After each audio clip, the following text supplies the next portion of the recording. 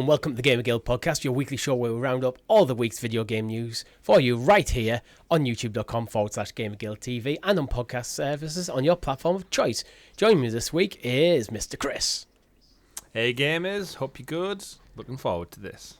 And also Mr. Rob, who was late for the recording because he was playing Helldivers, then abandoned his squad to join us. Rob, what's your excuse? Look, right, when you're in your mid-30s, okay, it's a constant balance between doing the right thing by your bros and then, living up to your responsibilities and, like... Tonight you didn't either. Which way is which here? What would you have done, Richie? I wouldn't have jumped into a game of Helldivers right before you Exactly, right, so shut up, right? Richie wouldn't have bought Helldivers in the first place because he hates democracy, remember? Yeah, and he'd have sympathised with the bugs. Out of curiosity, who's your bros and who's your responsibility in this conversation? Because I could see it working either way around. Well, my responsibility, as is everyone's, is to manage democracy. So, I don't know what that's managed decline of the managed decline of democracy. Wow. I bet Richie hates this bit about Helldivers because, like, any other normal game lives of Sebs would have died like 2 weeks ago or something. Yeah. And the sheer rise of this means this joke's going to just keep going and keep going. And then the one time he eventually cracks and buys it, we all stop playing.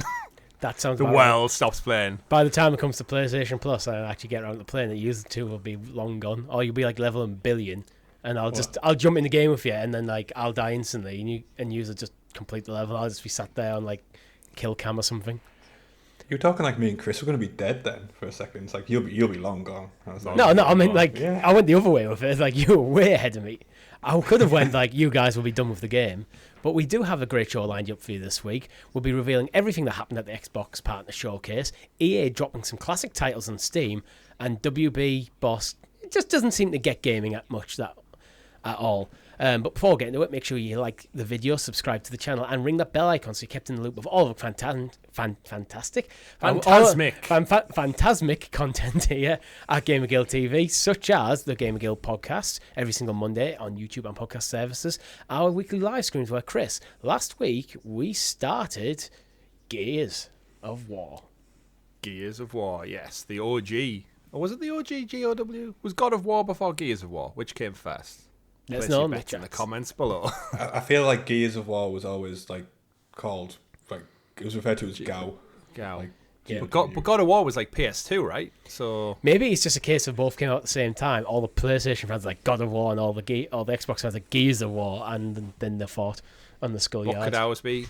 Gamers of something for our gamer guild. Yeah, we could do something like that. Is that a cat rob or a feather duster? No, well, they can act as both, but it's a cat most of the time. Chris, Gears of War, thoughts? Yes, loving it. So yeah, we've jumped in to continue like our Xbox retrospective look at the back catalogue, and Gears is probably, I'd quite happily say, probably my favourite Xbox franchise from what little I've already played. Yeah. Like even though I've played through Halo 1 and 2 now, there's already enough in this title to make me like, this is right up my street. Third person, shooter. It just feels a bit more grounded and it has a bit more direction than the Halo games have so far. Like, no disrespect to the Halo games, but I'm brought in more with the characters and the story infinitely more. Halo infinitely more already. I'm exactly the same. I think it does seem to have more direction. I think that's the right word. It seems to be a bit tighter than Halo. At times, Halo, when we jumped, at times it felt like you're jumping into maps, and there was a lot of repetitive like rooms and stuff, and we kind of fizzled at times before like a story beat would happen. Gears seems to have a bit more like the pacing seems to be better in terms of the story delivery. You have to remember as well, Gears was the game that really brought back like cover systems in a massive way. Didn't it kind of invent them, really? I guess so, yeah. But yeah, there was an interesting because I was super into Gears when I was younger, and there was an interview with one of the game designers, and he was talking about he got the idea when he was doing paintball on the weekend, and he was just like cowering behind a stack of hay or something while it's getting like peppered. He's like, "Oh, this is what getting shot feels like." So why isn't this ever been in a video game before? Yeah, and that's where it kind of came from. Like, because I know in previous games you probably could just like duck and hide, but you wouldn't be that like lock onto the terrain kind of thing. Mm-hmm. Yeah, it really does. I do think there's obviously something to be said about there's like a 4 or 5 year gap between the first Halo and this one. I think Halo 2 maybe was probably a 2 year turnaround. So you've got to imagine that storytelling in games and stuff had evolved quite a lot. Plus, we're also playing the Ultimate Edition, so it also has that slick polish of like modern sensibilities on it. So our lens may be skewed a little bit, but already I can see myself enjoying this like absolutely tons. We did like 2.5 hours. Yeah, we did so I think, the first 2 chapters. Yeah, so we're about halfway through. I think the first game's not too long, but yeah, having an absolute blast. It's jumping back into these franchises is what's great about video games, is that if I enjoy it, I've got like 5 other ones to play through, which surely can only get better and more beautiful and stuff. So yeah, very intrigued. Looking forward to playing the following acts this Thursday as well, amongst other things. Yeah. Been playing anything else, Chris, other than Helldivers? Because Helldivers is in the news, so I'll let you two gush over the Helldivers when we get to that point. Oh, so much. The joys of being off work still. Like, it's my last week now, unfortunately, but having like that time to just pick stuff to do without like adult responsibilities. I said to you on the live stream, I had my brother around the other day and we just did some classic like PlayStation like retro stuff. So we continued through our James Bond games. So we went to like From Russia with Love, Sean Connery. Never played it before, did not know what to expect. Funnily enough, third person cover shooter, just like Gears. There you go. However, you're playing as Sean Connery randomly. At some point, EA went, you know what, let's go back to the second movie, not Dr. No, the second movie. And you basically play out scenes from the movie, but I did not recall from the movie. In the opening scene, you're outside the Houses of Parliament having a lavish champagne party dinner with some celebrities, and the Prime Minister's daughter's there. She gets kidnapped by some Russian guys who have jetpacks with them, and you literally chase them and her into a room, and he literally flies out through the skylight after saying some cuss words to James Bond, and then you subsequently follow him with another jetpack that apparently they brought a spare for Bond singular, fly around Big Ben, and then a helicopter attacks you. You shoot the helicopter down. Bear in mind, the daughter of the Prime Minister is in the helicopter, but you have no reservations about shooting rockets at it. That gets downed, and guess how he saves her? Speedboat. Helicopter's on fire, spinning out of control. He's in a jetpack. That's something about his watch, mate. I don't know. No, my brother called it before it happened.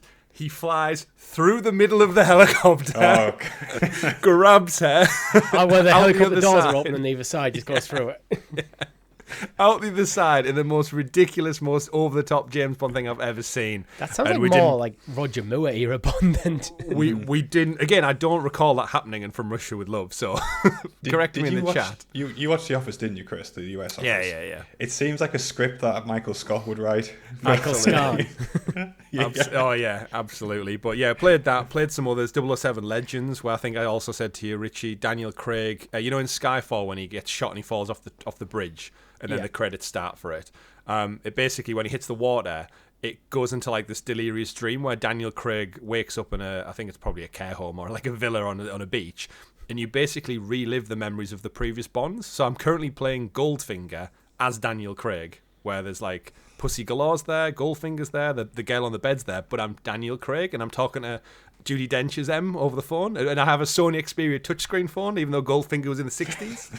So it's all like what happens. It's a multiverse. I mean, obviously it's the same Bond technically, but it's just so surreal seeing Daniel Craig play out, and it's weird. It's not the same M, because during the Pierce Brosnan era, Judi Dench was introduced as the replacement to the M. Mm-hmm. So it's literally not the same person. It is multiverse is probably the best way to put it. Yeah. But I had a fun time. Then we went back and played some Future Cop LAPD from the PlayStation. That's a game.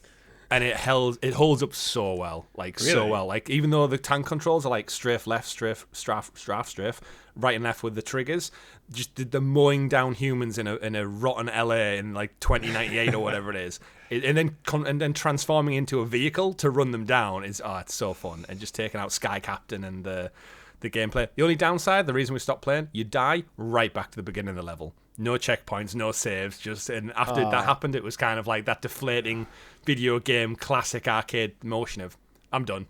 I don't have the time to play through 20 minutes more of that again. That's a game that should get like a remaster with a few tweaks. It's overdue. And then the final one was Dead Nation, which I tweeted out about the other day, saying Helldivers' success has made me just yearn for a Dead Nation third-person remake. Same as Helldivers, it's got that whole like global thing. Weirdly enough, It has the global charts of like how well every country's doing in the fight against the zombies. Lebanon, number 1. Okay. And then it goes to usual like USA, UK, Germany, France, like all your big countries who play games. It just for Lebanon, population? number 1. I don't know, but again, if it was US, wouldn't. I don't know. Either way, give me a Helldivers, but Dead Nation as well, and give the same thing. Like the world is fighting the zombie threat. You go to each new city, the zombies push back. You lose Chicago. You have to go back in and liberate Chicago from the zombies. But it's called Dead Nation instead of Helldivers. That's where like I left my gaming, and then I had to go do other adult stuff. But yeah, and I'm chipping away at Banishes still. Absolutely loving it. Clean up the map. Can't recommend it more if you're looking for a game to play in the meantime. But yeah, lots for me. More than I've probably ever played in weeks and months. But that's a haul. Loving the classics. It is a haul. And obviously, my Spec Ops The Line series is finished. For those listening on Monday, the finale's up on there. What a finale. What a twist. Didn't expect to see it coming. It's all psychological and PTSD. And there's a couple of people in the comments already been like, this game, like, for its 12-year-old age, the story's better than a lot of modern-day games. And it's like... I'm eating good right now, guys. Everyone, like, retro, current, modern, new. And we haven't even got to the EA Classics in the news. Yeah. Ooh. Rob? I'm boring in comparison. It's just been non-stop Helldivers. Like, I haven't played The Witcher at the moment because my girlfriend's on holiday and she wants to, like, absorb the story. So I can't progress that game either. So it's 100% Helldivers. Oh, damn. I didn't even look at another game. I'm faithful. You're faithful to Helldivers. Yeah. I got nothing interesting to add from Chris's smorgasbord of. Next week I'll be back to 1. Don't you worry. Don't you worry. What about you, Richie? Well, last week on the show, I did say I had started Final Fantasy VII Rebirth, but wasn't far into it. I'm about 20 hours in now, and it's fantastic. My one bit of advice, which I did post on our Discord, is if you're starting the game now, when you get to the open world section, don't do what I did. I just started exploring. Don't do that. Progress the story till you meet Chadley, who's just a character. You meet him fairly early if you just do a handful of story missions and then explore, because he opens up a... Chadley, he was a new character for Remake. Oh, right, he's the one that you have the combat simulators for. You'll meet him again. You meet him fairly early on. Chadley. One word. That still hasn't clarified. Right, okay. Yeah. You meet him fairly early on, but he opens a lot of the open world stuff where you can explore, but there's no point until you meet him. And also, don't move past the first area you get into, when the story tells you to, until you're ready and you're happy with what you've done, because I think it's quite late game you get to go back. So the first like open world area, I did about 2 hours worth of exploring, which was a waste of time.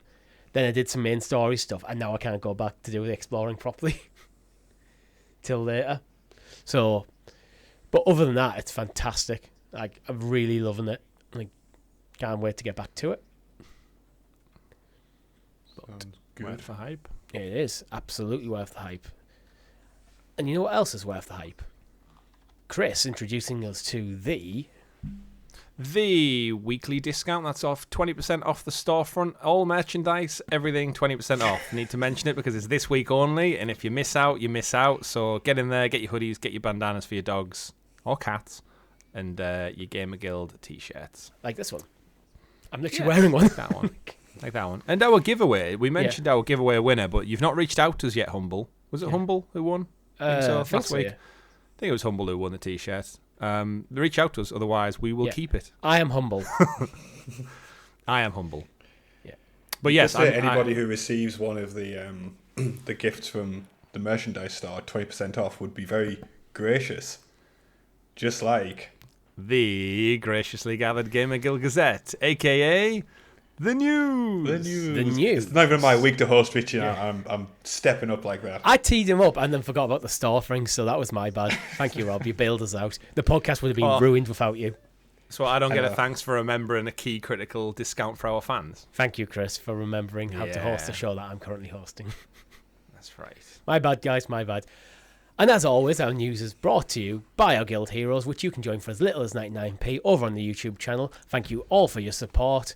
We couldn't do this without you.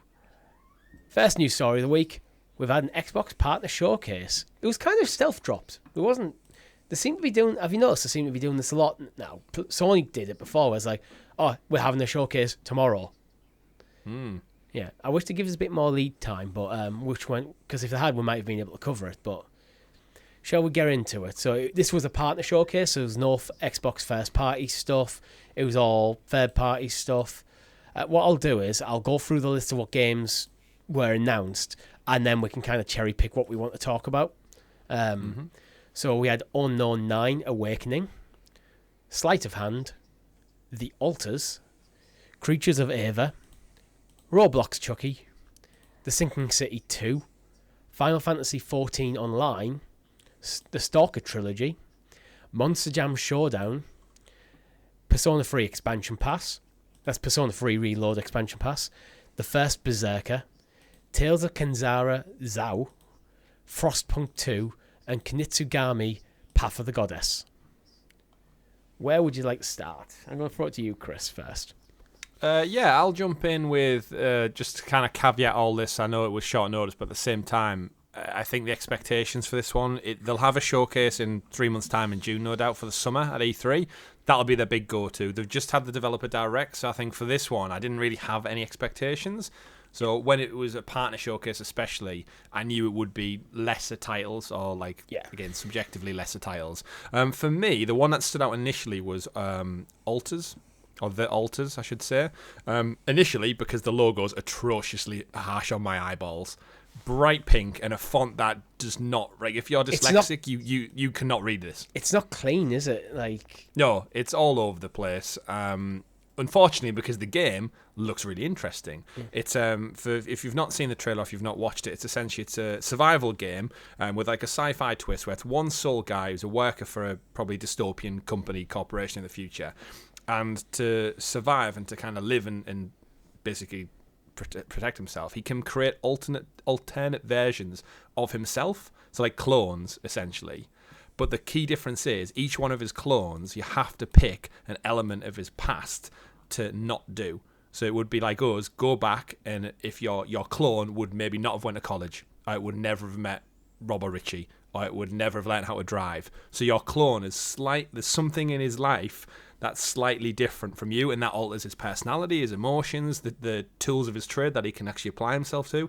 So, for example, the one who hasn't gone to college might not be very good at the science stuff or the math stuff that he's supposed to do to survive on this sci-fi base. He's got street smarts, though, Chris. He's got street smarts. Not book smarts. But street smarts ain't no good when you're in space and there are no streets. But yeah, so that one, that was the one that kind of got me... my curiosity. Again, I said for the logo initially, and then I was like, oh, actually, they've got a good concept here. They just need to get a new graphic designer in to redo the logo. And the whole point is you've got this kind of big sci-fi base that you're trying to push along. So think Fallout Shelter in a way. I was thinking a weird mix when I first saw it of Death Stranding and Fallout Shelter. Yeah, that's probably a good combination of it. But I do really like the concept of this, just alternate versions of yourself, working together. There's a whole skill tree, almost like not a skill tree in a way. Think of a branching narrative path where each version of you links in with a different story. So I think that's the most intriguing of all the titles that we saw. I think the city building could be really fun in this, the managing your base kind of stuff. Absolutely. But can you imagine if there was more than one of me trying to work together?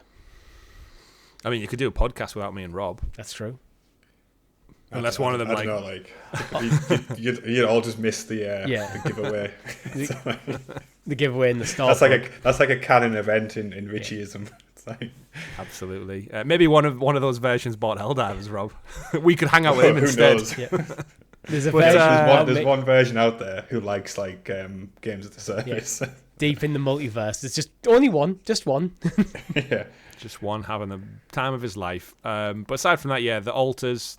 Not a biblical game. I thought initially as well the name was it's going to be about churches and pews and stuff, but no, it's not.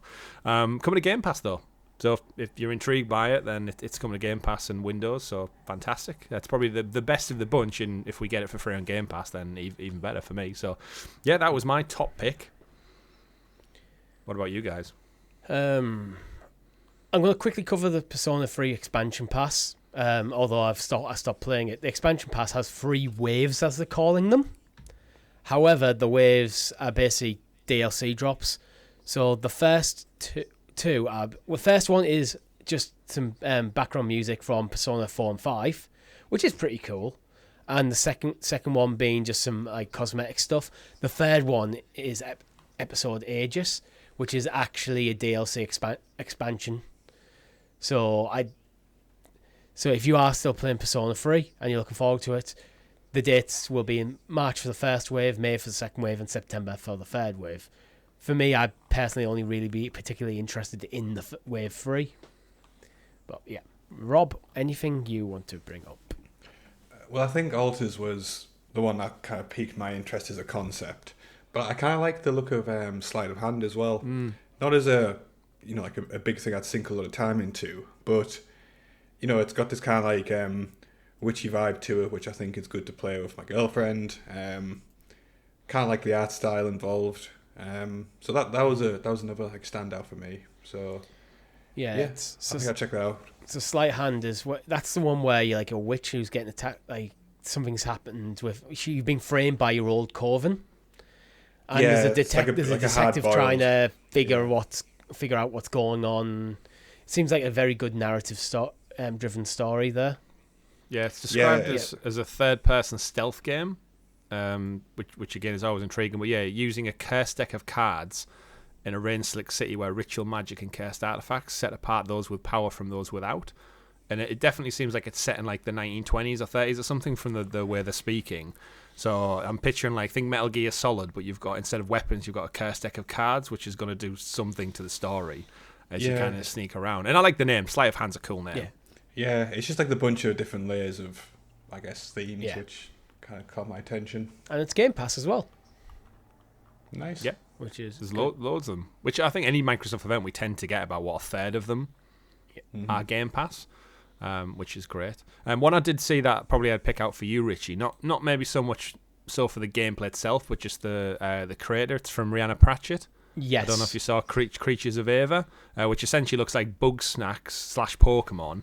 It's like it's our next Palwell, potentially, where you're going around with a flute in this beautifully whimsical artistic world. And again, we know Rihanna Pratchett from Lost Words Beyond the Page can write a terrific, emotionally hitting story with these cute little creatures in like a 3D environment. So yeah, think Pokemon, think Bug Snacks. But it's not about battling, it's more about preserving and conservation.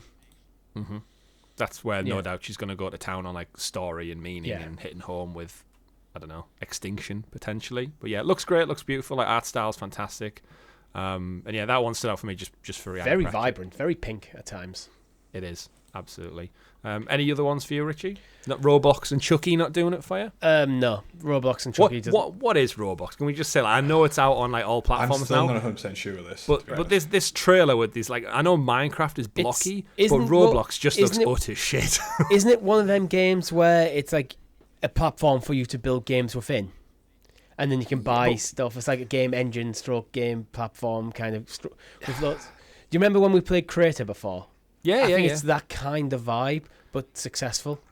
But it looks so bad. Like that's the thing. But you know when your friend put do those microtransactions and the kids will buy it. Yeah, but you know when your friends had Mega Blocks instead of Lego as a kid, you don't want to hang out with them, play with them. Mega Blocks, it's like this, but I get what Roblox is. Totally get it. Why is it at like an Xbox part? Like it just like you know what we're seeing. You see the cadence of all the games, and we just say the Alters looks crazy, amazing. Sleight of Hand looks great. This Rihanna Pratchett game looks gorgeous and vibrant, and then you've got something from mid 2000s levels of quality being showcased at this event. And I know it's for contracts and partnerships, but it just kind of dipped the quality of the whole presentation a little bit, having this segued in there randomly for me. It's like when you get the Hoyoverse stuff in like the Game Awards. That's how my reaction to this. This is one that's paying the bills. Yeah, absolutely. I'll touch very briefly on Final Fantasy XIV because we're getting the full Xbox release on the 21st of March, and it's kind of coming to Game Pass. You can claim the starter edition through Game Pass Ultimate perks between the 21st of March and the 19th of April. I must admit I have very little knowledge of Final Fantasy XIV because it's an online games as a service kind of thing. But it's one of them where it seemed to come out and over time it's built a strong community, and it's usually up for Game Awards, isn't it, for ongoing stuff.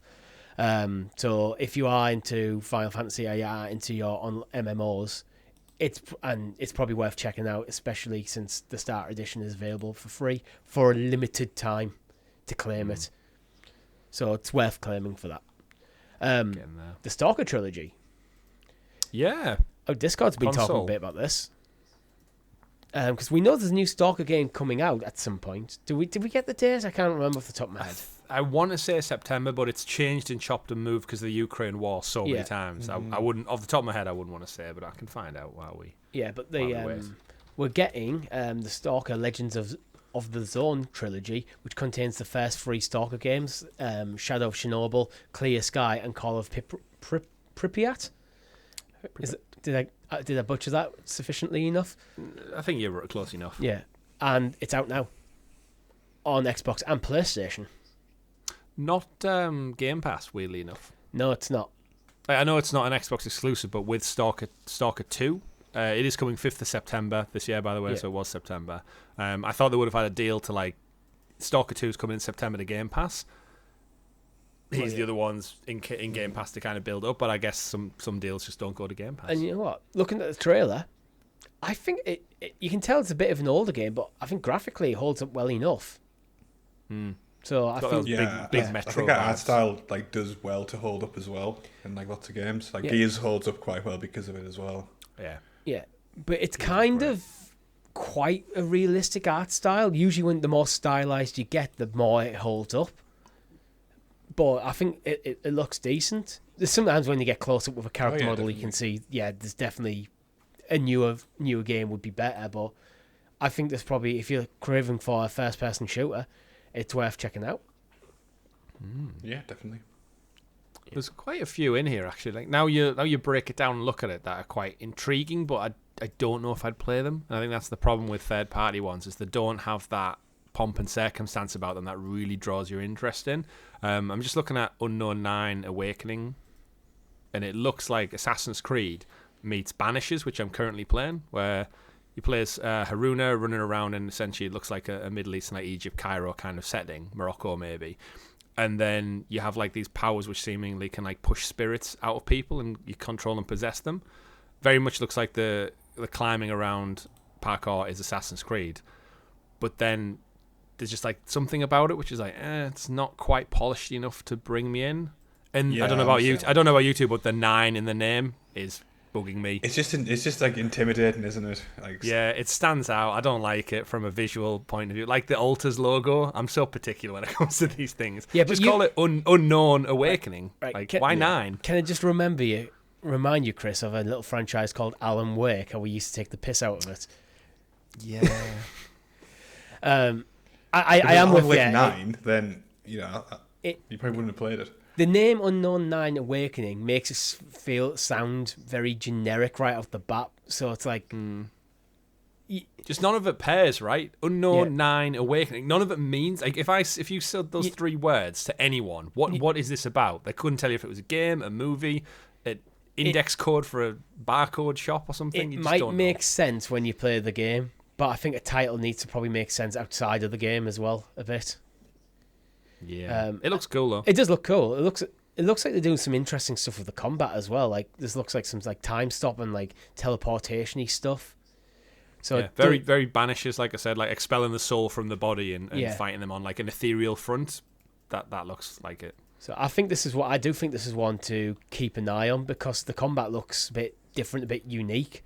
So it doesn't just look like a standard action like fantasy RPG, and there's also guns as well. So it's quite a few different things going on, but I think this looks quite interesting. Yeah, absolutely. Rob, we've got time for a few more. Honestly, like those are the ones that have like caught out to me. For me, like there's lots of like, again, towards like the back end of that list you read off. There's lots of ones which they look fine as a concept, but I just can't see myself investing any time into them. So like, I think there's a lot of Frostpunk. There's a lot of very good games here, I think, but not quite stepping into the great territory. This is the thing. We talked about this a lot of times where, for me, a good game isn't enough anymore. Yeah. Maybe it's just because we're in our 30s and we have like a bit of stuff going on. Time and money. Right? Yeah, but I'm really curious to like who the audience for these games are. To be honest, if that sounds strange, like I don't know who plays these types of like very small indie titles. Well, some of these aren't small titles. Some of these are AAA experiences, but they just don't seem to have the same level of polish as you'd expect from, say, a Sony first party. They're just that one rung down, and I bet you they're really fun to play. But as you said, with like time and money, you almost want to show a hit rather than be willing to take a chance, especially when games are like £60-70 nowadays. Yeah, it's just like everything, isn't it? You're looking for that finished product.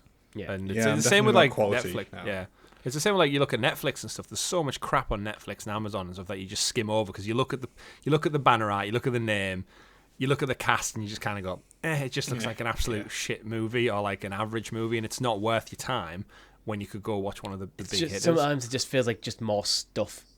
Yeah, more stuff for the sake of it. But there again, Chris, you mentioned you're playing Banishers. I think that's almost fallen into the same category, but you seem to be having a good time with it. Yeah, and again, all of these games, we've just seen from all the retro games we've just been talking about, like, the graphics don't mean anything. It's gameplay is king. And if these have great gameplay, like the other one that's in here is Tales of Kenzara Zhao. That was the one that happened at the Game Awards where the guy who voiced Bayek in Assassin's Creed Origins, he's making a game about the passing of his father in real life.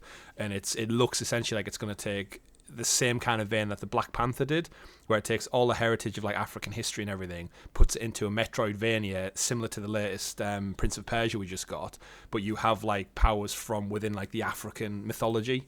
That's essentially, it's never had Western eyes on it, essentially, like Black Panther, and then you saw like the way that culture just went boom and exploded. So if this game's anywhere near as good as the latest Prince of Persia, but has that kind of cultural backing, this could be a huge sleeper hit as well. Yeah, I think actually I'm not huge on my like 2D side scroll Metroidvania style stuff, but I can respect them for what they are. I think this looks really good.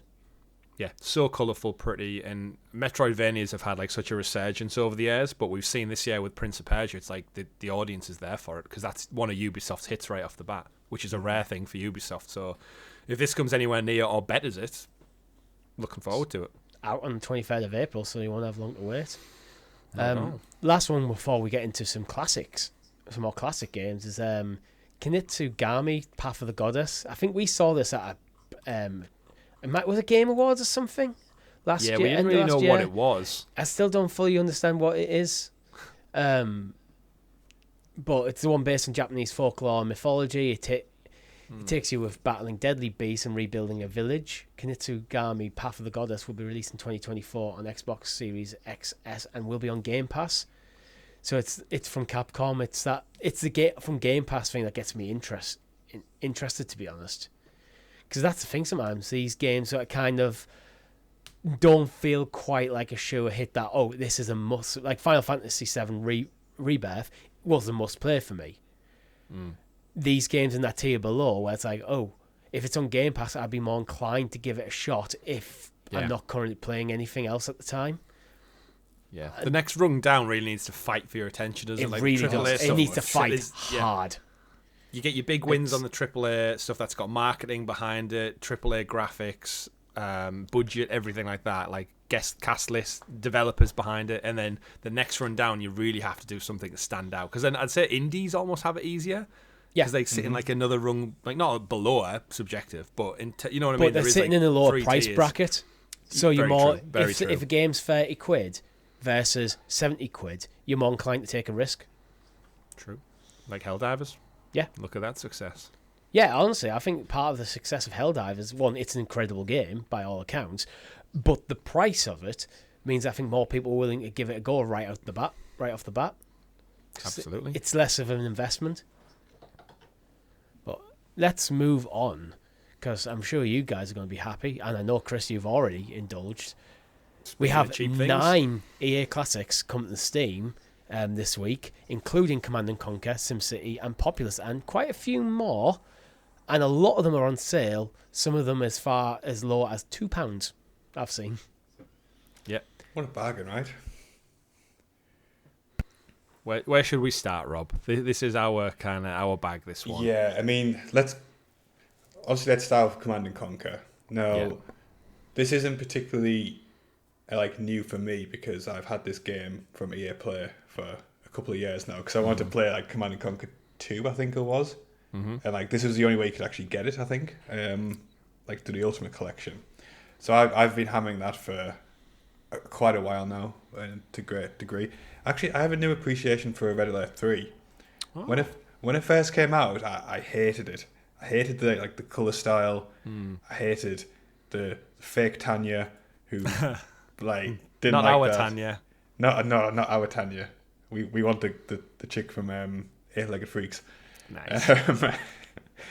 But anyway, so I've been playing Command and Conquer Ultimate Edition for a while. I also have the Populous games again from EA Play. The only one I haven't got from this list, which I do want to play, is SimCity 3000, which I think I'm going to indulge very, very soon. But indulge? It's £1.71, Rob. It's not much of an indulgence. Indulge in time. Things are tight. You can't even get a Freddo for that. Time-wise, SimCity 3000, when it first came out, God, that took countless hours away from my life. And I think it was I think it was the best of the series, to be honest. Or maybe that's just because I grew up with it. I'm not really sure. Yeah, there's a certain nostalgia to them all, but Command and Conquer for me exactly the same. We should say, I know you said 9 games coming, Richie, but realistically the Command and Conquer collection is 17 alone. Yeah. So it's filling it up. I'll read through the 9 games, as I call it. So it's Command and Conquer the Ultimate Edition, SimCity 3000 Unlimited, Populous 2, Trials of the Olympic Gods, Populous the Beginning, Dungeon Keeper Gold, Dungeon Keeper 2, Sid Meier's Alpha Centauri Planetary Pack, and The Saboteur. What a list. Yeah. What a list. And they're all on sale as well. Yeah. Dungeon Keeper 2, that game is incredible. They try to bring it back as a mobile game and they just microtransacted the hell out of it, but... Well, yeah. Both of you ever played Dungeon Keeper? No. Oh, it's great. So it's a real-time strategy, but instead of having an open map where you build your bases on top of the map, you're basically in a mine, and you have to get your minions to carve out the bedrock to build rooms, and then you set up rooms for different functions. Nice. But you can also possess your creatures and go first person and explore your dungeon. That sounds cool. Everything on this list seems like it would have something that would appeal to me. Yeah. Just from a nostalgic standpoint. Did any of you play the Saboteur?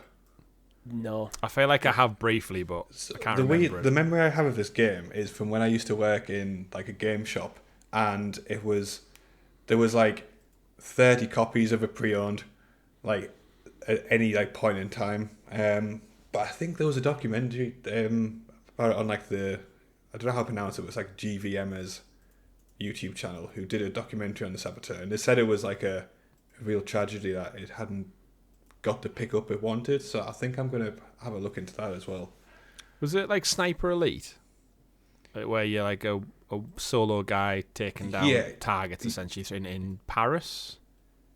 Yeah, it's in an a city alternate, of some sort. It's an alternate history thing. So I'll read the blurb. This open world action thriller takes you through the seedy streets of Paris as you seek to undermine the German authority and lead a rebellion, fight across rooftops and through dangerous alleyways, and operate a wide variety of vehicles as you navigate your terrain. Oh, so it's not alternate history then. It's very much yeah, history accurate. But no, I just remember it there was lots of copies of it, and it always intrigued me because it had quite interesting cover art. I'm not surprised. The Saboteur was the final game for Pandemic Studios before they were closed by EA as well. R.I.P. Brought us other classics such as The Lord of the Rings Conquest, Destroy All Humans, but more importantly, Star Wars Battlefront 1 and 2 was developed by Pandemic. Damn. So these guys were legends, and somehow the Saboteur was their Achilles heel that brought down the studio. But shout out to Battlefront, because that comes out this week, the collection as well. Yeah, so talking about more retro games. But yeah, you're completely right, Richie. I dug deep, unlike Rob, for the grand total of £9.98 or something it came to. I got the full Command and Conquer collection, and yeah, I think I'll be dipping my toes into it. I don't know where to start though, because I'm my brain's telling me Red Alert 2 and Yuri's Revenge. Oh yeah. But then I'm looking at these others and I'm like, you know what? I never really played 3 or 4, the Tiberian Wars, like not the reboot ones. I think you know what you were saying about 3 in the past. I think I got to Generals, and Generals just put me right off because of the art style and the way they changed the map. It was really different. Totally ruined it for me, and I never played it again. I remember going back to Tiberian Sun when I found Wilkinson's used to have the racks, the circular racks that used to have the cheaper like games the white and gold. Yeah, exactly. I got Tiberian Sun after, when as a daft kid you didn't realise there was other games in the series, and it was all something. I just thought Red Alert 2 was like a standalone game somehow, even though it had a 2 in the name. Yeah. And then seeing Command and Conquer Tiberian Sun was like, holy shit, there's like a whole different universe on a different time scale, and jumped into that one. But yeah, all of these, something to play.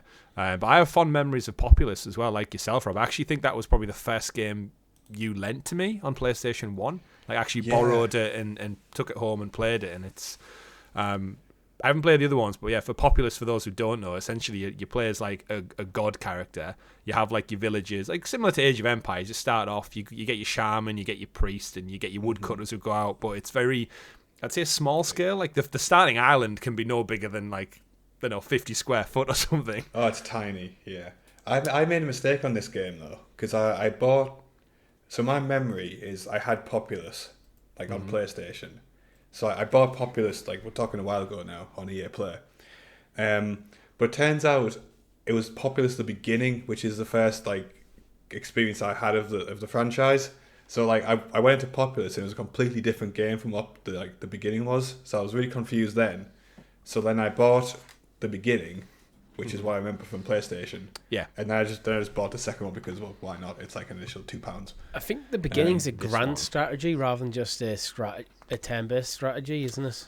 Well, reading from it, feel the divine power. With Populous, the God Sim was created, and millions of gamers were converted. Earn your immortality by taming wild men and training tribesmen in stunningly beautiful worlds. Wield your earth-shattering powers to wreak havoc and hold them under your command.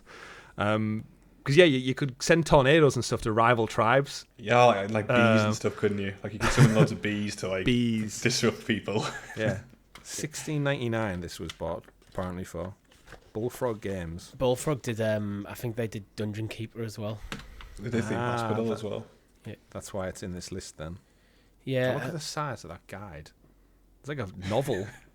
My one thing that I think your mileage may vary on is the support for these games in modern PC hardware. I assume since they're new that to the Steam store they should work, but all games don't always.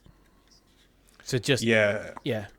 Red Alert 2 it took a while for it to handle like the ultra wide monitor. It just like because my monitor is like wider than the map is in pixels for like a lot of those games. Yeah. All right, I'm reading from the Steam store for Populous here, and under system requirements is a caveat.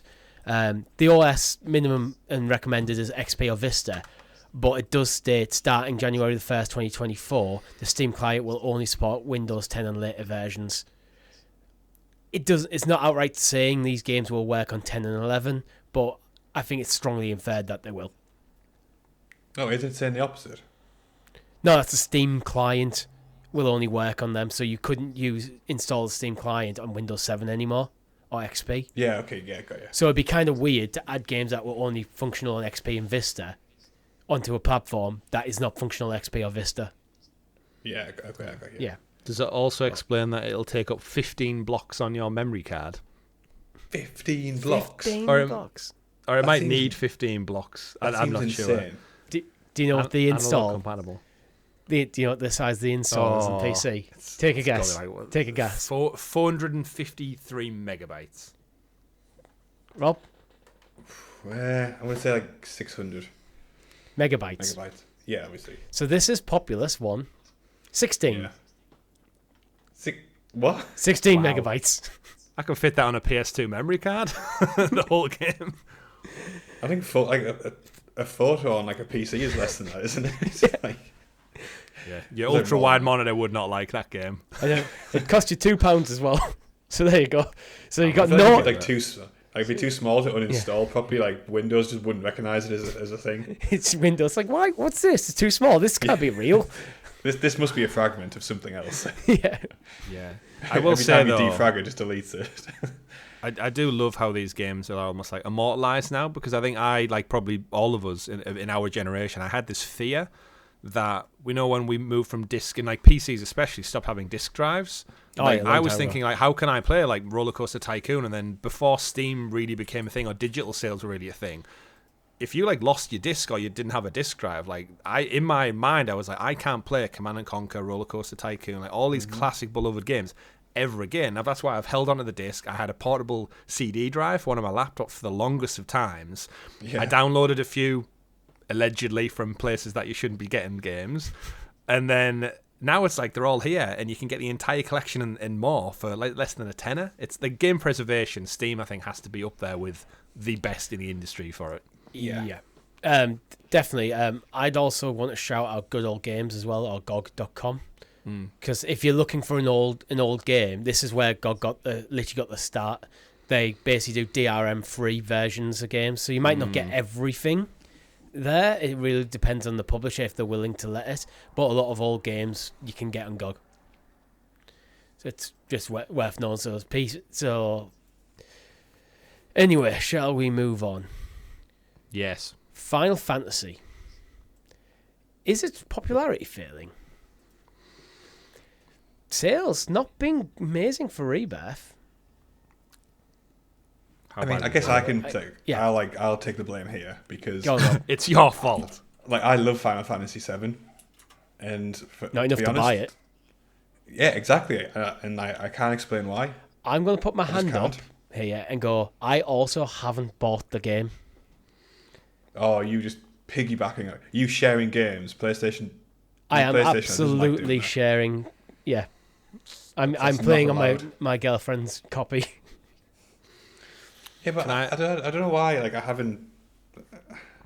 I don't know. Maybe like I missed it. Like played a tiny bit of the first one and then didn't kind of put the time into it, and now this has came along, and I don't see a strong reason for me not just to wait until I can play the full thing. I don't know if it's like the time intervals between them or something.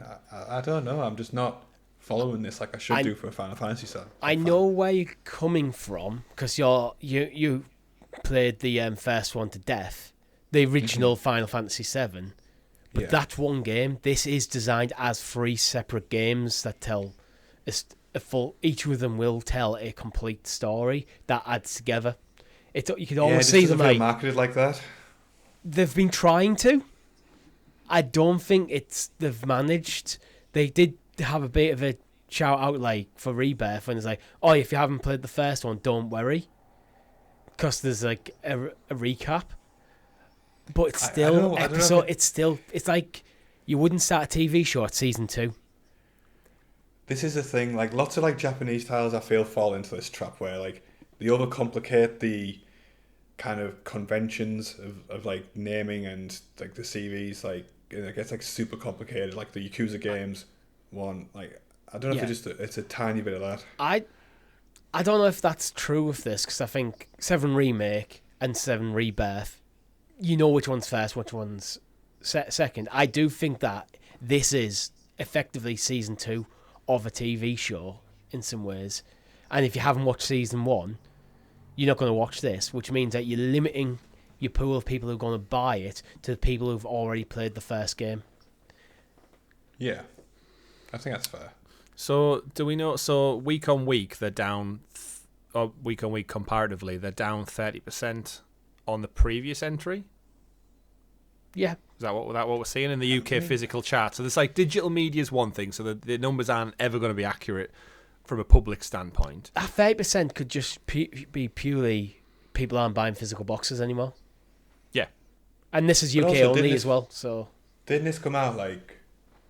I feel like it was pandemic time this game came out. Yes. And if my job's taught me anything, it's that like that massive inflation of digital sales, like just it's corrected itself now. I've said on the podcast, like my mortgages went up by 150 quid since this time last year.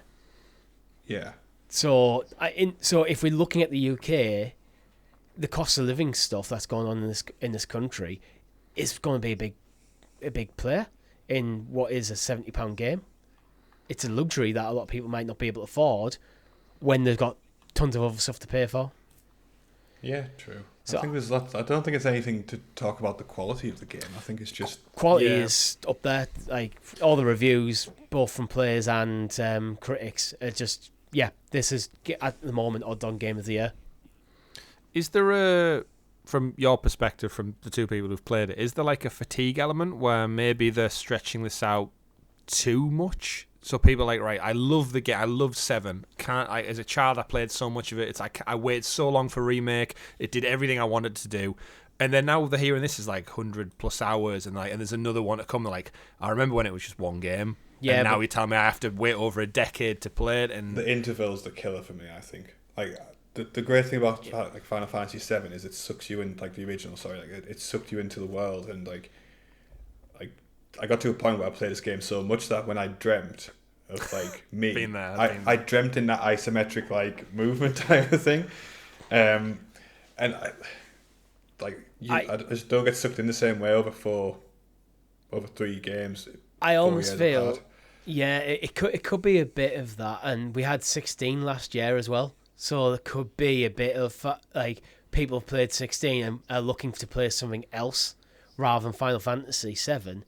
And because this is the middle chapter of a trilogy of games, there probably isn't that with remake. You probably had that, oh my god, it's happening! I cannot wait to get my hands on it. And now it's like, well, I will get to this when I get to it.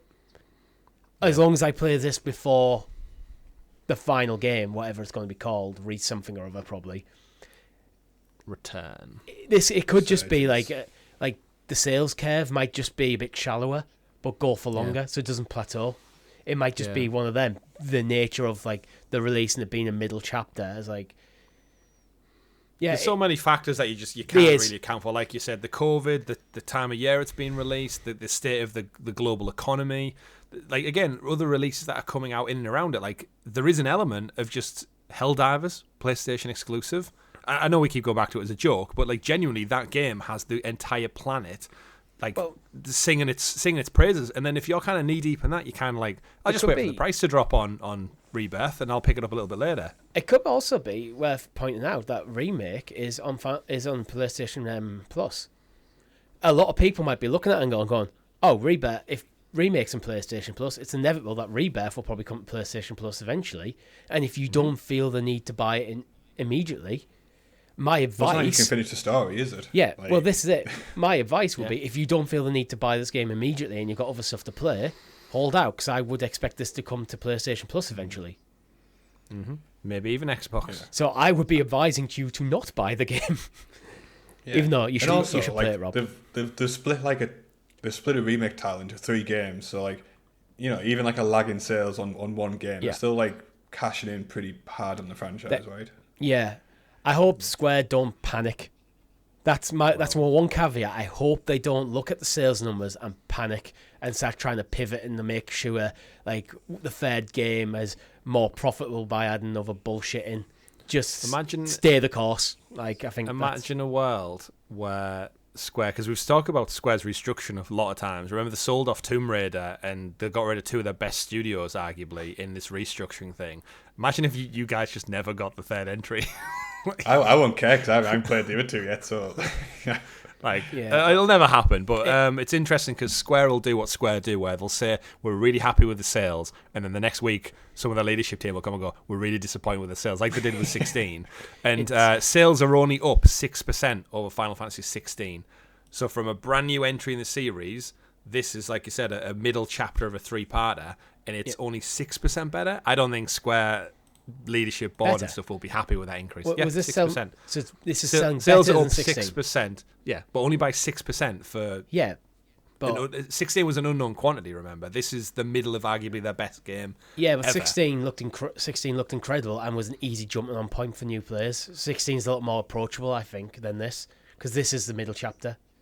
So the fact that this is beating 16 in sales, I think, means more than how far it is behind remake. But it's Final Fantasy 7 though, like. It plays by its own rules. You can't like. So, what would sell better then? A brand new Star Wars movie, or Empire Strikes Back remake? Empire easy. It's the middle of a beloved chapter against a brand new unknown Star Wars quantity. Yeah, you're right there. But 6% more. I think this could be I think what we've largely been discussing here is I think you can make too much of these numbers right now. I think you need to look at it in the long term for this game rather than the short term. Yeah. The funniest, not funniest stat, but the one Hjorvar, who's in our Discord, who's one of our guild heroes, was talking quite extensively about it, the franchise and the sales figures. And it really highlighted to me the figures that they put out. They always scrape the barrel for like the most specific statistic to sound good. And it was like Final Fantasy Remake sold X amount over 3 days, but 16 sold really well over a week. But then Rebirth is only selling this over 2 days. It's like, hang on a minute, you're comparing 3 days to 4 days to a week to in the opening weekend, and it's like they're not comparable because they're all unique. It's one of them when you're given like a share, like the pitching the numbers to like a shareholder investment thing.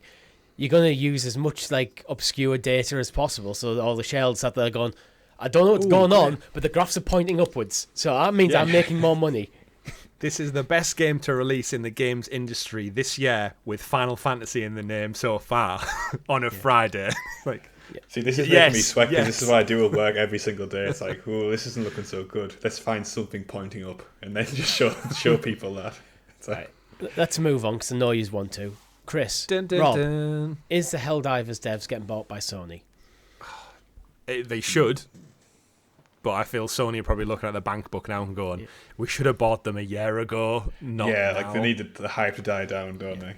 I mean, from a business lens, Rob, would you think if you were Sony and you've seen like early work, like remember they've worked with Helldivers before, Arrowhead, they don't work on any other titles. This is being made exclusively for PlayStation. So you've got to imagine they've got a good contract and a good relationship. Is there a clause somewhere in there that if this game sells so much, Sony have first rights on like buying, like, you know, like a release clause in an athlete's contract? If like, you know what, if you do X amount of sales or X amount of profitability, we get the right to acquire you for a reduced amount. Like, do you think that comes into play at all when they're dealing these second-party games, or is this just a pie in the sky? That's like a really bad deal for the studio. Yeah, it's like the stock market, right? Like you don't buy a game like developer when like they're at the height of their success because they'll cost too much. You wait till they've like failed. Essentially, wait till they've like threw a few like really shitty balls, and then like you scoop them up at that time. So yeah, I think the Helldivers crew are safe for now. Yeah, I mean can I just point out on the tweet that the CEO of Helldivers said, "This is fake unless I've missed something." Also, a really shitty old logo from 2008. So when we just started the studio, I just saw it. I thought funny. It is a really shitty logo, but yeah, he's already update to the whole story. Yeah, he's already came out and said, yeah, it's totally fake. It's all rumors. Not to say it's not happening behind the scenes, because you've got to imagine Sony are like, this is our big win for a live service game. I think Helldivers, from the phenomenon it's been. Can they buy a studio while they're also cutting staff in other studios in some of the big players like Naughty Dog and Guerrilla? Yeah. Oh yeah, and Insomniac. 100%, yeah. Because this is making money hand over fist right now. Yeah. So it's like cutting your shit players on a football team whilst giving the other guys pay. Your shit players, Naughty Dog, Insomniac. Like it's not. Well, I mean, they're still elite stars, but they're not bringing in the shirt sales right now. So got to get this one. But I mean, I could totally see it. Sony are notorious in the past for having second-party relationships. Just look at Housemarque. Housemarque made 3-4 games for Sony, and then they put a ring on it finally, and we got Returnal. As soon as Returnal launched, it was like, what, a month or two later, they announced, they're all part of the Sony family now. I could see the same for Arrowhead. Helldivers has done so damn well. I could see by the summer we get an announcement saying, welcome to the PlayStation Studios family, and they will simply support Helldivers for the next decade. Yeah. It depends on the ownership structure, I think, of Arrowhead. If it's privately owned, they could literally just go, no. Yeah. And there's nothing Sony could do. Just, no, we're not even going to talk to you about it. But if you were the CEO, I'd cash out right now. I'd be like, it's arguably like the second biggest game, the biggest game the studio's ever made. He could take one hell of a paycheck and just go make another new studio. That's one thing I would definitely consider. Go, look, I'm happy. Assume like the CEO owns the business outright. There's no shareholders or partners and stuff. It's private. It's a private limited company. He owns 100%. And Sony come to me, I'll be like, right, what I want is a guarantee that no layoffs from my team for the next, however, maybe 5-10 years. A decent, substantial bonus for every member of the team, and a big bag of fucking cash, and I keep my job. Yeah, I mean, that's how most of these things would happen. Yeah, like basically give all my guys who made the studio a big bag of cash, me a bag of cash, and we all keep going as is. Yeah, I mean, how many people are on the team? It's still 100. but bigger now, isn't it? But 100. still, it's like relatively small. They are all super rich. If they're like bonuses come into play, which usual game dev bonuses play into like sales and turnover, like they're all in for one hell of a windfall come whenever bonus hits for this crew. Yeah. And congratulations to them because they've done it. Yeah. And it's only getting bigger based on this week's news as well. Because we did it, Rob. What did we do? The side news is there's a new war bond coming. So PlayStation put out a blog this week saying that there's new war bonds coming. So we're going to get new cosmetics, new weapons, new prototype things. There's a EX prototype light gun. Don't know what it really means, but it has a shocking 400,000 volts attached to it. So some kind of like laser gun. There's a bunch of other ones, but I won't get into the weapons because that's like in the minutiae. Can I just say, like the new armor cosmetics look suspiciously like the Warhammer 40k race. Yeah. What were they called again? Like the Tower something. Yeah. Like it looks suspiciously similar to that. Flappy fabric bits on. Inspired by, Rob. It's inspired by. Okay. Yeah, they haven't quite got the licensing contracts down, which inevitably will come for skins because like I think by Christmas time. There's got to be like crossover with like different franchises. By this time next year, this game will be in Fortnite or Roblox or some shit like that. Maybe not that far. Helldivers is way too cool for messing around with that kind of shit. But in terms of the social media team put out a tweet this week saying this is not a drill. Mech production has been halted and you need to go right now to the planet of Tain Quan and liberate it because the mechs are trying to steal the technology, the human technology for themselves, the automatons. And literally within less than a day, the humanity liberated what I'm guessing the devs were putting up and hoping was going to be like a week-long campaign. And everyone was like, no, we want mechs in this game. And they've done it already. So mechs are available in the game. They're unlocked for use for all players now. You can buy them as a stratagem drop, use it twice within a level. Rob, I'm going to throw it over to you because you actually managed to play as a mech before we liberated the factory. This is actually new news for me. I didn't know they were on. Yeah, we've done it. We've done it. Yeah, hooray! We've done it. We've saved the rec centre. But yeah, I got a I think an early access version of it by some regards. It just popped up as I was just like running along the battlefield, and then suddenly, do you like the containers which you break open? Yeah. To get supplies and stuff.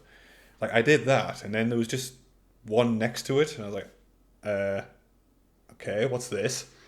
And then got in it, had no idea what to do, and it was destroyed by a charger in about 10 seconds. But you got your taste though. For that brief amount of time, I had like the I think there's a couple of different variants, and I had the Gatling gun and like rocket pod version. Okay. But immediately lost the rocket pod to the charger, and then destroyed the rest of it. So it was a really fun 10 seconds. Yeah, and this is kind of what my hope is for the game, because the mechs were in the first game. Like the way me and my brother used to play was one of us would have the mech as a stratagem. We'd call it in, and it would basically be the mech would basically be a bodyguard for the other just fellow Helldiver, because it had such power and defensive capabilities. It was just slow. That was the only downside to it. Yeah. But in this like 3D third person world we're living in, when you're going up against these big bugs and you're kind of like getting overwhelmed and stuff, calling in a mech is like the ultimate cool thing to do. Oh, yeah. Boosh, jump onto it. You've got infinite extra firepower just to kind of thin the herd. And I can't wait. I'm all over this week of like just finding it out, playing the mechs, and it's just what more cool things could they add? Yeah. One other good thing I do want to credit the team with doing as well is they recently put like a new patch out to like rebalance some weapons and kind of put a bit more balance into the game. And they've actively looked at what the current meta is, like, which was like the railgun, the shield generator, and like the breaker shotgun. And they've purposely like weakened all those weapons to the point where like there's like different metas now. So like it's not just like this one build which like is like the universal best or whatever. And I think that's really good, because if there's nothing I hate more in games, it's like the pure hardcore like min maxes. Like there was people getting kicked from games because they weren't running like the meta, and it's like, oh well, you'll not like contribute equally. So I hate that shit. Yeah, and like there's Fucking like really nerds. there's really like hardcore players who are freaking out about it and saying, oh, like they should have like brought all of it. That's the stuff that turns communities toxic.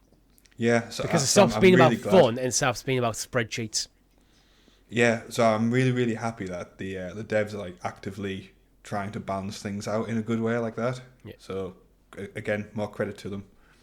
Yeah, the head guy again, who's been fantastic on Twitter, basically said like they've nerfed them, but he wants to keep the game dynamic, and he wants Helldivers to be on their toes, because it was like no two scenarios are alike, and weapons can malfunction, weapons can change, and it was just like, it's what we're going to do to keep the game ticking over and feeling vibrant and different, because like you said, you don't want just one you don't want to have 50 different weapons at your disposal and everyone just run with an assault rifle for everything. Like, that's not fun. You want them to try out the new stuff and engage with it. But yeah, again, just phenomenon continues. Everyone I know who's playing it is absolutely loving it still. It's just going to be one of them games that sits on my dashboard and I just chip away. I was saying to Richie actually on this week's live stream when we were playing Gears of War, I bought the book as well, the Starship Troopers book. It's really good. Yeah. I'd never read it before, but I didn't realize like how old it is. It was published in 1959 originally, and I was saying to Richie how like a lot of the stuff in it is very indicative of kind of today's society, and how it kind of leans into just, I guess, the worst parts of capitalism and society and the youth of today, and what could happen to the world in like another 1,000 odd years without the interference of bugs and stuff and conscription and be doing your part for democracy, ironically, and stuff like that. But different things that weren't in the movie that I didn't know about. So I'm intrigued to get into kind of the deeper meanings of it. But this guy out here writing amazing sci-fi, Robert, is it Heinlein?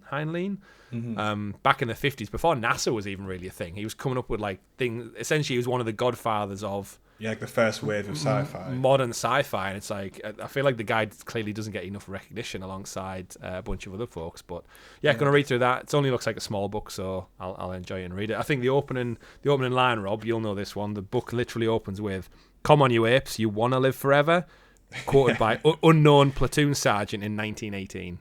Yeah, but we all know who it was. It was Ratchek. Yeah, so Michael Ironside. Are you satisfied with indulging in your Helldivers too? Yeah, I'll take another half an hour next week. But okay, you can have next week. We can deal with that. Moving on to Warner Brothers. So, Suicide Squad was a bit of a flop. I think safe to be said. It didn't live up to it. What was the phrase they used? It didn't live up to expectations or something. Hogwarts Legacy. Like, just completely blew out the water. So which game style are you double downing on, Rob? Take your pick. You're the CEO of WB. You got these two big games. One of them does well. One of them is a flop. Which one do you go with? Both with strong IP behind them as well. I mean, I feel like the ideal scenario in this guy's head was, why the fuck didn't we make Hogwarts Legacy a games as a service? Like, absolutely. That's the thing, isn't it? It's insane what he's saying. It's like, oh yeah, Hogwarts Legacy did great. How do we make that more like Suicide Squad, which did terribly? I don't know. Like, there's different distinctions to be made on this. Like, I know like everyone's like, it is insane the way he's worded it, but I can kind of see like some tiny acorn of logic in his head. Like, I can see. I think that the trouble with like Suicide Squad is like it was just a shit game. And Hogwarts Legacy was, despite its depth and its lacking in some areas, did certain elements really, really well. But I think it also got praised by how it respected the player. To be honest, it's like, here's the game, go enjoy. It didn't feel like this is a platform to try and steal your wallet. True, but I still think Hogwarts would have done well as like the games as a service. Yeah. I think for context as well, this was JB Perrette, who's the gaming division boss over at Warner Brothers, and it was said it was like a shareholders business thing for, I forgot the name of the company, but it's basically like all investors and it's basically a bunch of billionaire businessmen, no doubt talking at a business conference. So he wasn't addressing gamers, he was addressing like fellow shareholders and business people, and saying about like what their intentions were. And I think he flippantly said something like, the success of Harry Potter, we want to lean into that IP and monetize it, essentially, which if you're talking with business people, that's the language you've probably got to use. So I do think this is exaggerated to some degree, but when you put it in the context of, bad game, good game. Let's take bad game and take good game and swap them round in some weird way. I do believe Hogwarts Legacy was going to be monetized at some point, because if you remember when you made the potions of the concoctions, there was that weird time limit where you had to wait 20 seconds for a healing potion or a herb to make, and it was like, that didn't fit with any of the rest of the game. Like, why do I have to just loiter around in this laboratory? That feels for like 20, the 30 devs seconds? probably fought to get it taken out. Yeah, that would have been a moment of like, oh, you can pay £10 of, I don't know, Hogwarts coins and get it quicker, and people would have done it. People would have done it. So it's like I said, the restraint of the way the devs maybe fought back, or early impressions. Because I do remember reading articles of going like, is this the microtransaction element for this game? Mm-hmm. Ooh, if you want to look after your pets in your little secret hidey hole place a little bit better, like they can be looked after automatically by paying $4.99 for Hogwarts coins. And like, if it was the pets, like my girlfriend would have rinsed our joint account so much. You know what I mean? It would have been like tragic when I looked at the statement. What happened? They needed feeding, Rob. They needed feeding. I just think sometimes like business people and gaming are completely detached from what gamers are actually buying. Helldivers is doing really well, but it's being praised for how it's been monetized. Yeah. And that I don't get the same confidence that WB would do that, because every time it's got shades of Shadow of War about this, where they try to monetize certain things, put microtransactions in, and effectively kill the franchise. I think it's down to how the quality of the game, though. I think... well, that's my point. Really, is like the focus seems to be from WB at a certain point about the business, not the quality of the product. But when they focus on the quality of the product, like they did with Hogwarts Legacy, it sells well. Yeah, but I think there's they think about the bank balance and not their audience. Sometimes they need to think a bit more about the audience and not what their audience wants from them, and not just how they can get money out of them. But again, I think if Suicide Squad was a really, really good game with microtransactions, like they'd have done well. The trouble is, I think Warner Brothers. I don't even rate Hogwarts Legacy as a great game. It was aesthetically beautiful and it did well commercially. I think on the back of the Hogwarts, on the back of Harry Potter. I think the strength of it is how well they integrate the IP into a solid game. Yeah, true, but I still wouldn't. Given like Warner Bros. Like track record at the moment, I wouldn't put Hogwarts Legacy in like the great game category. For them, it is. Oh yeah, but like, but I wouldn't put it in like in that category. It was a better than average game.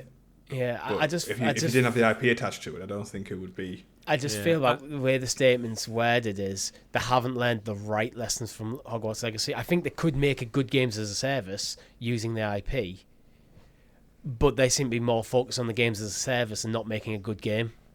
Like, how do we monetize rather than making a good game than thinking about how we monetize? Just wait till we get that Quidditch game that's coming out. Oh, there'll be some premium brooms in there, won't there? Get Suicide Squad skins in Quidditch. Like a Nimbus 50,000 for $5.99. Like, even Matt Piscatella, who used to work at WB, is like calling them out on it. Yeah. I mean, WB aren't in my good books anyway, because they shut down Roosterteeth this week. They did, it was another move. Which was like, I don't know how I got big into like the Let's Plays at one point in life. And to see them shut down is a bit like a sad element of game history that's gone now. 20 years, right? They were one of the first kind of original, independent content creators for gaming. Because they did like Red versus Blue, and I remember seeing that. Like, I watched it on the internet when it obviously first got released, and then I saw it on DVD. And it's like, I can't remember what shop it was in now, but I was like, whoa, this is the internet in real life. This has never happened before, type of thing. There were Newgrounds it was hosted on. I think it might have even grew out of Newgrounds, but it became like Newgrounds and then like things like YouTube. But they managed to build their own thing on the back of it, and it's just a shame to see something like that go. Yeah, like I haven't read into that story. What reasons were given? Was it just it's not been profitable for like 9 years or something? Yeah, because they had their like original popular crew, like who did like Achievement Hunter, and then a couple of them left, and there was like a big scandal about another guy, and then it just kind of like got weaker and weaker.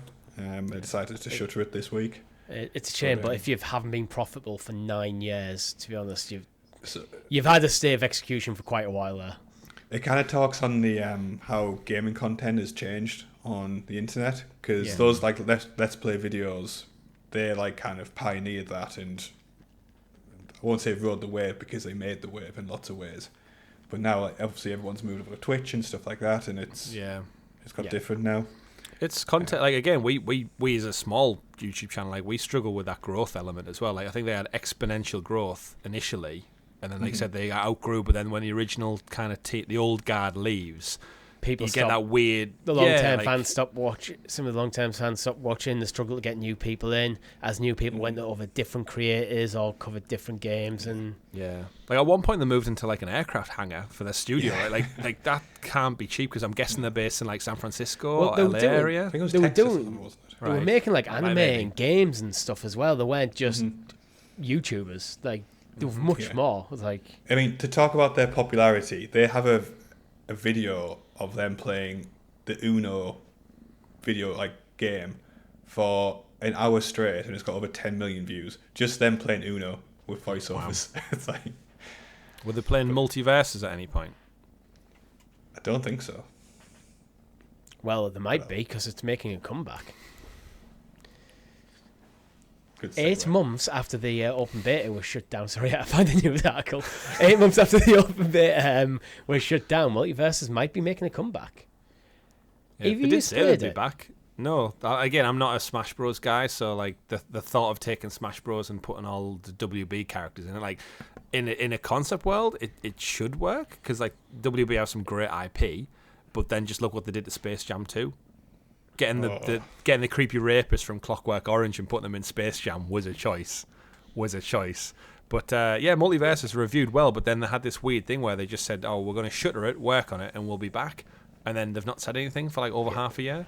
So it's like, well, it didn't do well enough to go live fully, but Bugs Bunny fighting Batman and Scooby-Doo and stuff sounds great. It was an open beta, and it had up at one point over 10 million players.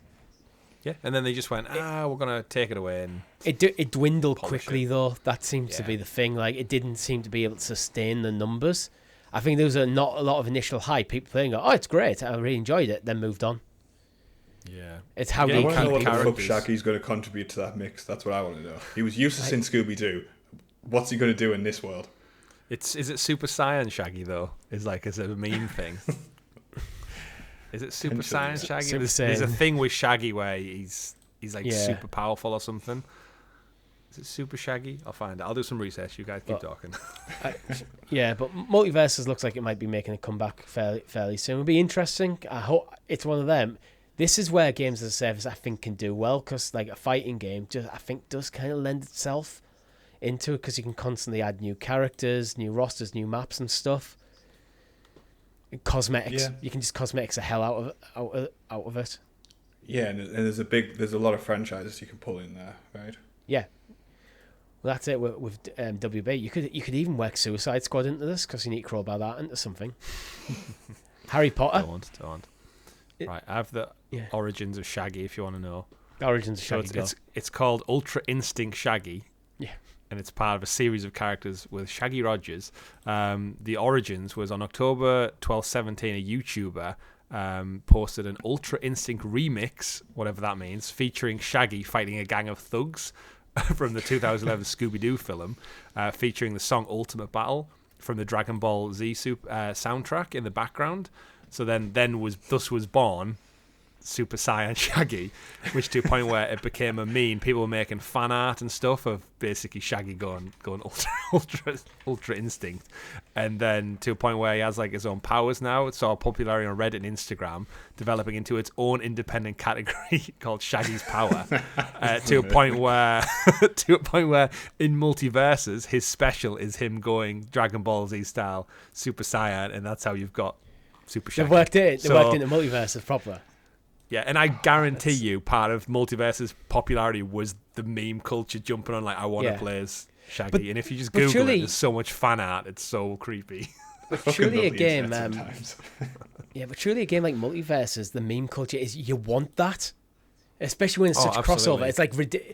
with like the ridiculousness of like of what that game is. Yeah. But actually, you mentioned Super Saiyans, Chris. We've actually got some sad news. The creator of the Super Saiyan, Akira Toriyama, has passed away. R.I.P. Indeed. He actually has a new game due to come out, Sandland, as well. Oh, yeah, so of course, yeah. So obviously he's best known for Dragon Ball, the full Dragon Ball series, but he's also more in gaming outside the Dragon Ball franchise. He's like does a lot of the design work for the Dragon Quest series. So it was just rest Dragon in peace. Ball really is like an insane franchise when you like you dig into it. Like yeah, it's huge. It seems to have pulled into like every kind of type of person like can have a connection to Dragon Ball in some reason. Even Shaggy. Well, like the crazy thing is, like I can't remember where I was with work, but there's like a particular street in London which is like the home of all like the fashion kind of new up and coming fashion brands.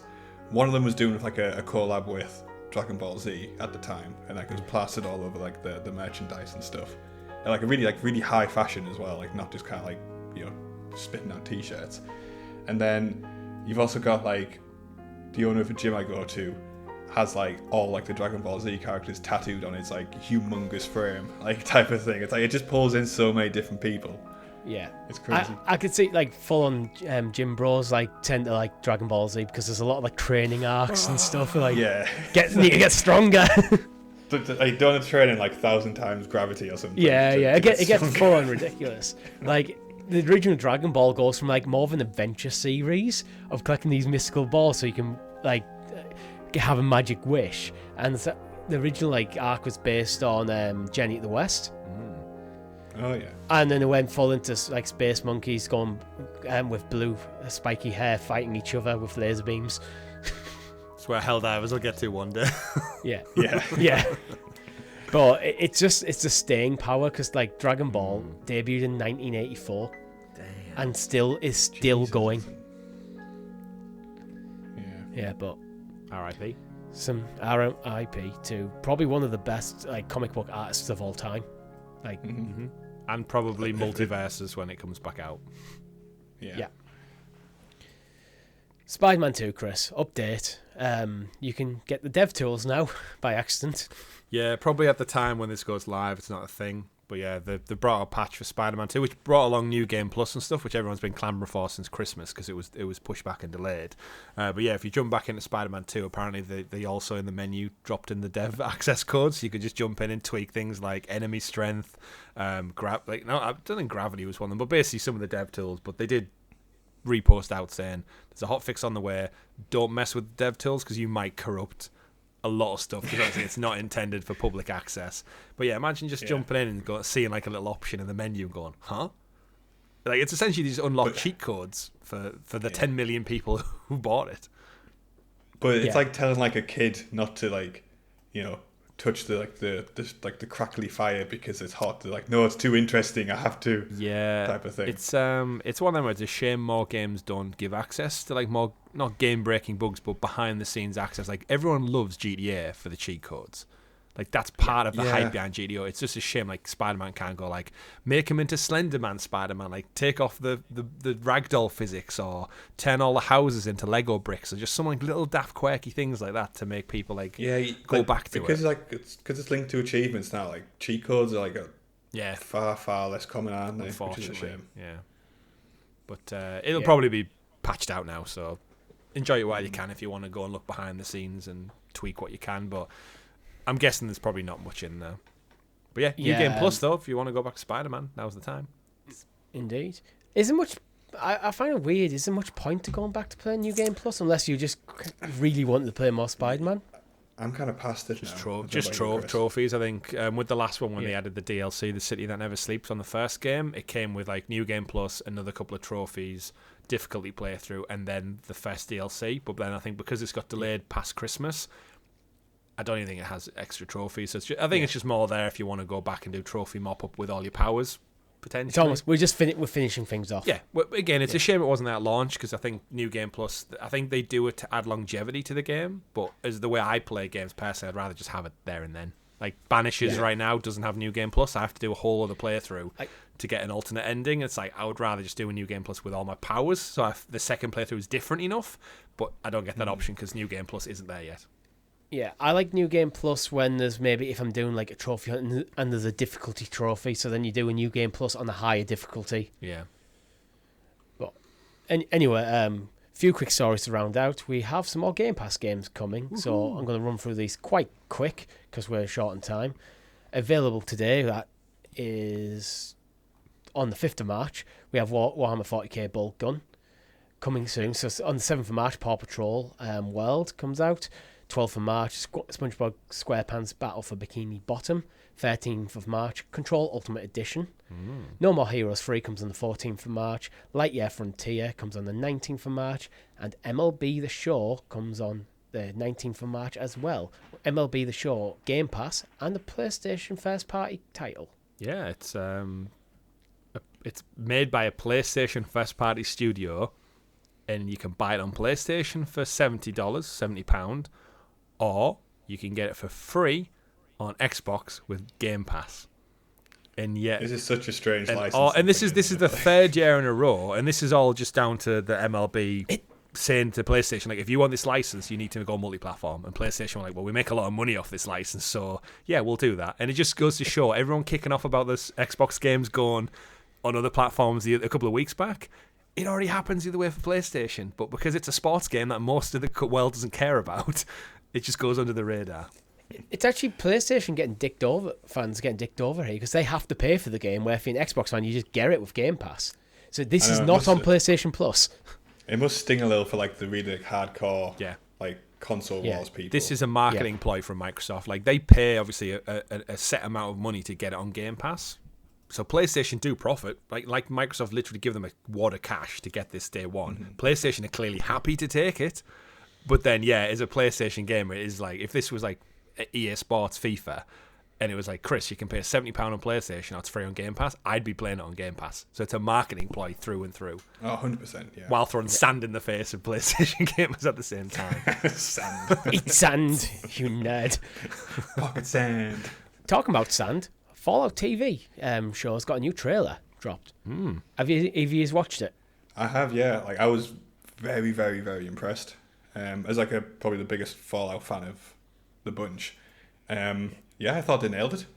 The colouring looked right, like the aesthetic looked great. The vault suits looked really good. And didn't look cheap. Either like everything production wise looked top notch, what I'd expect from a TV series.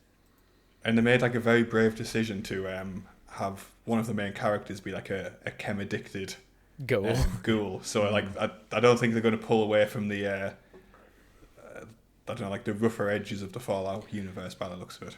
I think that's the decision you have to make with Fallout. Fallout is very gritty. It's not a nice place, and if you started trying to be a bit too shy around stuff, I think it would maybe take something away. But all episodes will be available on Amazon Prime on the 11th of April. That's what I like as well. Like the dropping everything, so I can just watch it in one go. I think it's a bit of a shame because then you miss that week-to-week discussion and like the fervor around it. But I do think, I think Walter Goggins, that is his real name, who is the ghoul guy. Did you see this week he was in like a news journalist thing? He said he scared himself because when he was in the prosthetics way, he's got like his Red Skull missing nose. He said he forgot he had his prosthetics on. He was on the phone to someone in his family and he caught a glimpse of himself in the mirror and scared the shit out of himself. But again, not a Fallout fan. This looks great. I was saying to Richie this week, I'm thoroughly enjoying the Halo series. Is like not a big fan. I'm just looking for sci-fi TV.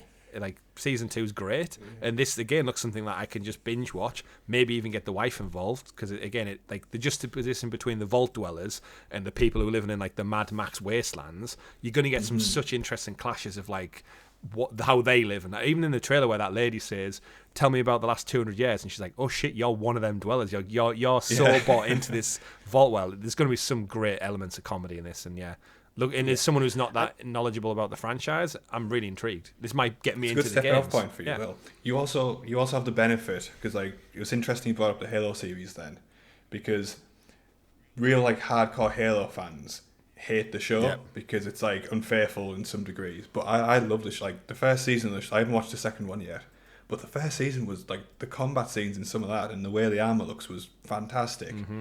And I can really enjoy that because I'm not so wedded to the franchise. Same. And the thing So is, I think with you'll have Halo, the benefit of that as well. with Halo, Master Chief is a very well defined character. Fallout, it's like Elder Scrolls or like Starfield, where it is a bit sandboxy. It is almost tell True, you yeah. there's storylines that come in, but your character is blank slate character. Drop it in the world and it's like go tell the players through the story you want to play. Absolutely. Yeah. So it almost has infinite potential, really, to keep just going. Yeah. Yeah, I'm really, really looking forward to it. Yeah. I thought it looked really cool. I hadn't paid that much attention to it before, but I'm pretty much sold. Nice. And me and Richie were fan casting Gears of War on Thursday. Rob were basically saying it was get a bunch of WWE meatheads in. It was basically like The Rock, Cena, and Batista are pretty much your main cast. Batista is dumb. Yeah. Easy. That's like an easy cast. Yeah. I would have said Ron Perlman as Marcus Phoenix like 10 years ago, but maybe not now. But love to see it. Just you need to get The Rock in there because then it'll do huge numbers. Yeah, true. Last story of the week, nice quick one. The Ghost of Tsushima Director's Cut is coming to PC on the 16th of May. That means the sequel's got to be soon. Imagine how good that's going to look. Go. Especially in that filtered mode as well. Yeah. Oh, what's it Rob? called again? I can't remember what it is.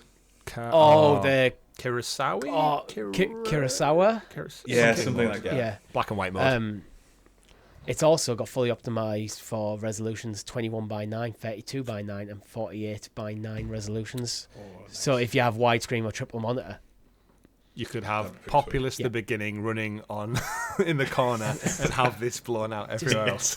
I think this is going to be absolutely beautiful. It's beautiful on the PlayStation. It's beautiful on the PlayStation 4. Yeah. When the GAAS gets on the PC, I think it's going to look incredible. And just think of the mods. Dildo katanas. Maybe not. Yeah. I want like a Last Samurai mod where you play as Tom Cruise instead of Right, let's round out the show with This Week in Gaming History. Is anything jumping out to you guys? Oh, I need to have a look. Let's have a look. Let's see. The Terminator on Sega So CD. This is for March the 8th. March the 8th. Nothing on March the 8th. Yeah, it's a bit of a dull one. Dragon It's a bit Age blind, 2, isn't it? which was a disappointment. Ooh, I've got one for March 9th. 25 years ago, Army Men 3D. That was also one of them games I bought from the Wilkinson rotating rack, and it was great. Playing as a plastic army soldier, I loved it. Yeah. Super Mario RPG, Legend of 7 Stars, I've heard good things about. I've never played any of the Mario RPGs, though. Ooh, Operation Genesis was the 10th of March. I was gonna say 21 years ago. I remember you lent me that game on PlayStation, Chris, and there was a trick where you could open up your disc drive and then the game would still play for like an hour or two because you didn't have to like load something or whatever. So you had to go home because it was like 8:30 and we had to be home by 8:30. So like you took the disc and I just kept playing for like an hour until it crashed. Yeah, I mean, funnily enough, throwback to Command and Conquer when Red Alert 2 came with the Allied disc and the Soviet disc. Yeah. And you could literally, once you'd installed it on your computer, you could use either disc. So I used to install it around my nan and granddad's house, our home house, and then keep a different disc at each other's house so I could play it wherever I was. Yeah, you don't really get that anymore. But yeah, March 10th, Operation Genesis, phenomenal game. And yeah, Star Wars Jedi Starfighter was another good solid one. I like that because it had the 3 characters, didn't it? You had like the Naboo fighter, like a really like heavy gun platform, and then something else. But I will point out, because I think I have to, is March 10th also my daughter's birthday. Happy birthday. No, March 11th. Sorry, that was wrong. Shit. Sorry, we were in the hospital. No, we were in the worry, hospital. Nick will never It's see because it's a party. That's why I'm getting confused. Yeah. It's Mario Day, March 10th. That's what I'm getting confused with. It's Mario Day, March 11th. Don't worry, we won't tell your wife. She doesn't listen to this shit anyway. March 11th was Chrono Trigger. Yeah, Chrono Trigger. Yeah. Also Akira Toriyama, I think. But with that, that's all we have time for this week. Make sure you like the video, subscribe to the channel, hit that bell icon so you're kept in the loop with all the great content. Don't forget, we do have a 20% discount over at the store. Links are in the description below. We also have a Discord server, so if you want to hang out and talk awesome games with some awesome people, you know where to find it. And with that, my name's been Richie. I've been Chris. And I've been Rob. Thank you very much for watching. Goodbye. Bye.